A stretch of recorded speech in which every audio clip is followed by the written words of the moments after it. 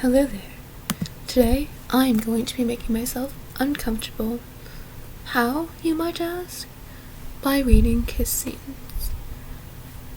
This is from an article called Steamy Yet Sophisticated, How to Rate the Perfect Kissing Scene, from thejohnfox.com. Blah blah blah. Alright, we have Sophie's Choice.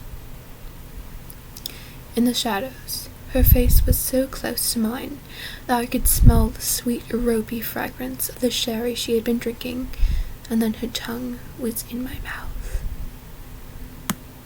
I don't want advice, or the palpitations. In all truth, I had not invited this prodigy of a tongue turning. I had merely wished to look at her face, expecting only that the expression of aesthetic delight I might find there would correspond to what I knew was my own. But I did not even catch her face, so instantaneous and urgent was that tongue. Plunged like some writhing sea shape into my gaping maw, it all but overpowered my senses as it sought some unreachable terminus near my uvula. Oh god, I pronounced that so wrong. What's it called? Uvula? I don't know. It wiggled, it pulsated, and made contortive sweeps in my mouth's vault. I am certain that at least once it turned upside down. Dolphin slippery, less wet, than rather deliciously mucilaginous, and tasting of Amontillado. It had lost the power in itself to force me, or somehow get me back against the door jamb, where I lolled helpless with my eyes clenched shut in the trance of tongue. Anyway, I'm also being made uncomfortable by being made to read aloud. I love this. The Great Gatsby. His heart beat faster and faster as Daisy's white face came upon his own. He knew that when he kissed this girl, and he forever wed his unutterable visions to her perishable breath, his mind would never romp again like the mind of God. So he waited, listening for a moment longer to the tuning fork that had been struck upon a star. Then he kissed her. At his lips' touch, she blossomed like a flower, and the incarnation was complete. Blah blah blah. Gone with the wind. Before she could withdraw her mind from its far places, his arms were around her, as sure and hard as on the dark road to Tara, so long ago. She felt again the rush of helplessness, the sinking, yielding, the surging tide of warmth that left her limp, and the quiet face of Ashley Wilkes was blurred and drowned to nothingness.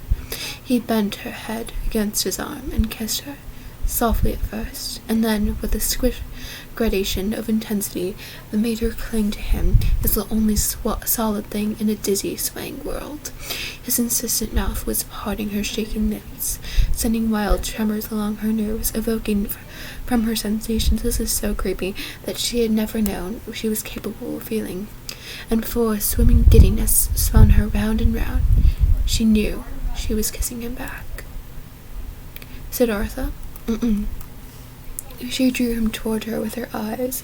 He inclined his face toward hers and laid his mouth on her mouth, which was like a freshly split open fig. Okay, that description is just #problematic, bro. For a long time he kissed Kamala, and Siddhartha was filled with deep astonishment as she taught him how wise she was, how she ruled him, put him off, lured him back, each one different from the other, still awaiting him. Breathing deeply, he remained standing, and at this moment he was like a child, astonished by the abundance of knowledge and things worth learning before opening up his eyes. Middlesex. The rims of Clementine's eyes were inflamed. She yawned. She rubbed her nose with the heel of her hand, and she asked, "Do you want to practice kissing?" I didn't know what to answer. I already knew how to kiss, didn't I? Was there something more to learn? But while these questions were going through my head, Clementine was going around with a lesson. She came around to face me. With a grave expression, she put her arms round my neck. The necessary special effects are not in my possession, but what I'd like you to imagine is Clementine's white face. Why do they keep describing them as a white? I don't know. coming close to mine, her sleepy eyes closing, her medicine-sweet lips puckering up, and all the sounds of the world going silent. The rustling of our dresses, her mother counting leg lifts downstairs, the airplane outside making an exclamation mark in the sky. All silent as Clementine's highly educated 8-year-old lips met mine. And then, somewhere below this, my heart reacting. Not a thump exactly, not even a leap, but kind of a swish, like a frog kicking off from a muddy bank. My heart, that amphibian, moving that moment between two elements. One, excitement, the other, fear. I tried to pay attention. I tried to hold up my end of things. But Clementine was way ahead of me. She swiveled her head back, and forth the way actresses in the movies. I started doing the same, but out of the corner of her mouth, she scolded, "I really can't read, sorry. You're the man." So I stopped.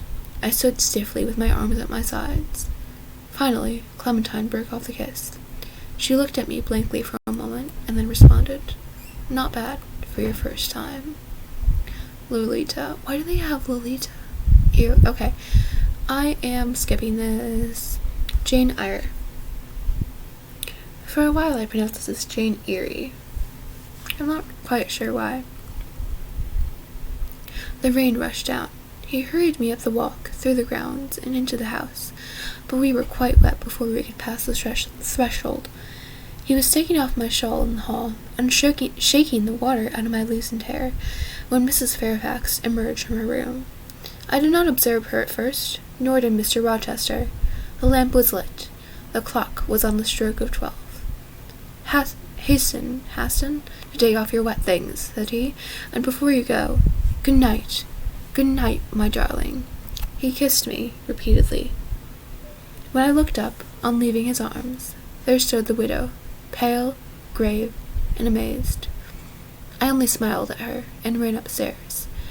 Explanation will do for another time, thought I. Still, when I reached my chamber, I felt a pang at the idea that she should even temporarily misconstrue what she had seen. But joy soon effaced. Sorry, I must leave now. Goodbye.